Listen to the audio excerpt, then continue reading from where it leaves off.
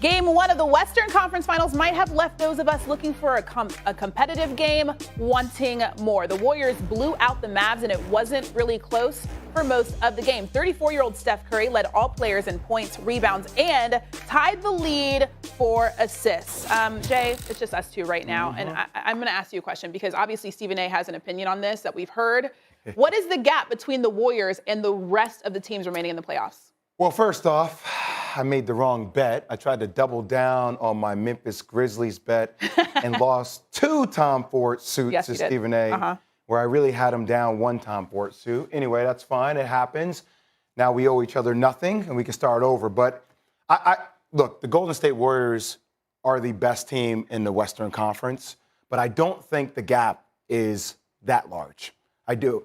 This is a game of nuances, right? So we obviously have seen the Memphis Grizzlies be right there when they need to be there with Ja Morant missing the last several games. But it still felt like even when they took that whooping in Memphis, right, when they're down 50-plus points, I mean, that goes to show you about how the Memphis Grizzlies continue to play. They're only going to get better. You have the Minnesota Timberwolves. I mean, look, we've had Patrick Beverley in here who's created one hell of a stir over the last 3 days, right? But that is the DNA. That is the mentality that now is around a guy like Karl Anthony Towns. Now, we'll find out where D'Angelo Russell went during their playoff series because you can't average 12 points, and a lot of that has been questions around his leadership and how he works. But still, you think Minnesota is only going to get better. Anthony Edwards, he is an absolute beast, a star, right?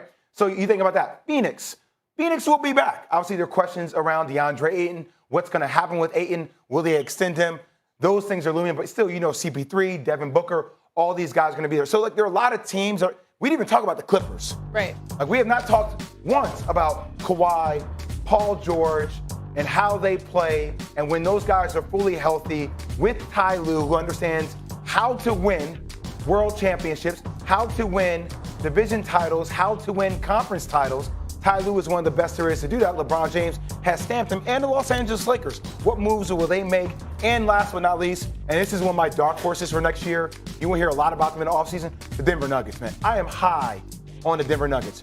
If Jokic can continue to improve, 2-time MVP, if they're able to get Jamal Murray back, he was questionable to come back during the playoffs. People want him back. He didn't feel comfortable coming back. With Michael Porter Jr. and his health, with some of the pieces that they have depth. Golden State is the best team, but still, like, an injury happens, things change, right? So it will be competitive for them for time to come. Mari Stoudemire joining us today. Hello. Welcome. Okay, so we're talking about the West. Obviously, the Mavs got blued out last night, right? How big is the gap between the Warriors and the rest of the field? Well, I mean, it's not that big of a gap. I think the Warriors are somewhat aging a bit, right? So you know, they still have an advantage on a lot of their competition, but teams are catching up to their style of play. So it's not that big of a gap, but they do have an advantage. In a couple of years, let's say 3 years, where do you think Memphis would be compared to Golden State? Well, it depends on how players develop, right? Because you got to continue to get better and better each year. Some guys become successful and they say, "Hey, I got paid. I want to relax now," and they don't continue to perfect their craft. And also too about front office wise, who you're going to bring in to support your stars. So it depends on all those intangibles. If that happens well for them, then they can compete for a title hopefully in the next few years. Here's the thing that's interesting. Like, championship teams and teams that have a long runway have a great combination of experience and youth, right? So, yeah, we've seen Draymond Green have some injuries this year. We've seen Steph Curry have an injury this year. Klay obviously coming back after not playing for multiple years. But Jordan Poole, it's almost like Aaron Judge in the Yankees, right? A guy that's grew up in the system, that understands his place, but also is emerging to be one of the best there is. I'm not saying comparable to Aaron Judge because he's the best player in baseball right now. But I am saying, like, Jordan Poole is prolific. And there are times, let's be honest, where we always know who Stephen Curry is and Klay Thompson. But there are times when you watch Golden State games, you're like, yo, Jordan Poole might be the best player on the court right now. And having that as a young gun in your system that continues to elevate your level of play when you can't do it, like, that's what gives you the thought that Golden State could be around for a long time to come in the next 2-3 years because of the emergence of Jordan Poole. Wendy, let's bring Brian Windhorst into this conversation because, like I said, obviously the Mavs got blued out last night. How do you view the Warriors after that game last night? Well, they obviously are still an incredibly formidable opponent, but when they had these 2 down years that they had, they took that time to, sort of backfill their roster. And so now they have 2 very intriguing young players in Jonathan Kuminga and James Wiseman, who we haven't seen much from yet. Wiseman's basically missed his first 2 years, but he was the number 2 pick in the draft for a reason. And so they, are going to, I assume, sign Jordan Poole to a contract extension this offseason. And they are going to see how they can grow those guys to sort of come in and step in to help Steph Curry in the back end of his prime. But guys, the Western Conference, over this next 1 to 2 years, it's going to be incredible talent race, because at some point you think the Clippers are going to get healthy again and they're going to rise back to contender status. You look at the Grizzlies, you look at the Wolves, the ascendant teams, you look at the health of the Denver Nuggets. And then Luka, I think it's Luka. I really am believing that it's going to be Luka Doncic's league. And so you give the Mavericks another transaction cycle or 2, plus guys who are going to want to go play there with him. Their upside is great.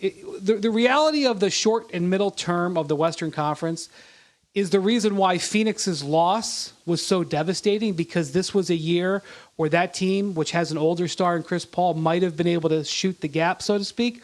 And why, if you're a Laker fan, you got to feel a little sick to your stomach, because the Lakers, as they look at the overall talent out there that they're going to have to fight with and what they've got, they don't have anything like that, the reinforcements, even though they've got LeBron and Anthony Davis. So the Western Conference this year, I would say, is maybe in a little bit of a down cycle, but about to ramp up big time. And the good news for the Warriors is they can compete now and into the short-term future. I just want everybody to know, because I keep saying blued out. I know it's blown out. I'm saying blued out like flued out, but y'all probably don't know nothing about that. Anyways, thanks so much, Wendy. Crazy offensively. Monty, like you mentioned, their 3-pointers. Steph missed his first 5 threes. Klay didn't have any points until the second half. So who is the most important player on the Warriors team right now? Would it be Andrew Wiggins and his defense? In yesterday's game, sure. He set the tone. But when it comes to this team, it continues to be Steph Curry, and there's no doubt about it. Listen, a missed 5 shots is nothing for the dude that's going to pull up and hit however many from deep. Like, shooter shoot to stay hot and shooter shoot to get hot. And I think beyond the misses, like you can call them just warm-ups, the way that Steph and Klay, Steph in particular, both move opens up everything else. Quiet as is kept, prior to last night's performance, the pool party had turned into a little bit of a kiddie pool, right? And this offensive side of the Warriors' performance, we had some questions. They was throwing the ball all over the place versus Memphis. Draymond pointed out they got beat by 55 points. And while you weren't necessarily alarmed, everybody involved, including folks in Warriors uniforms, would acknowledge that that wasn't necessarily championship basketball. But you get into this series, Steph is moving all over the place. Klay is moving all over the place. Jordan Poole is back in action. And their offense is flowing. The ball isn't sticking. That is signature to what the Warriors do. Yeah, I'm with you. I would agree that it's Stephen Curry. Do you know, like, it's really interesting, and maybe it's more so, Monica, out of my show on Keyshawn, J. Will, and Max. Every day I have to deal with Max, so there's a little bit of a pet peeve about what happens when I mention the name Stephen Curry, because the conversation always shifts to, well, he doesn't have a Finals MVP. I'm like, this man is basically averaging 30 points per game in the Western Conference Finals. 30 points per game. In the NBA Finals, he's averaging 26.5. Last night, Stephen Curry gave me 12 rebounds. 12 rebounds as a smaller guard. So his ability to constantly move, along with buying time for Klay to come alive in the third quarter, when they hit offensively, and that's going to be the challenge for Dallas, right? If Steph and Luka cancel each other out, if Klay comes to the party, along with what Jordan Poole did against Max Kleber, oh my, last night, you talk about Luka being a liability, they targeted Kleber as well, right? All the time, and Jordan Poole had him on skates. This team just has such a high offensive power clip that if they all hit in all cylinders, it's going to be a problem for Dallas the whole series. All right, Monty, let's take our talents to South Beach. We're living vicariously.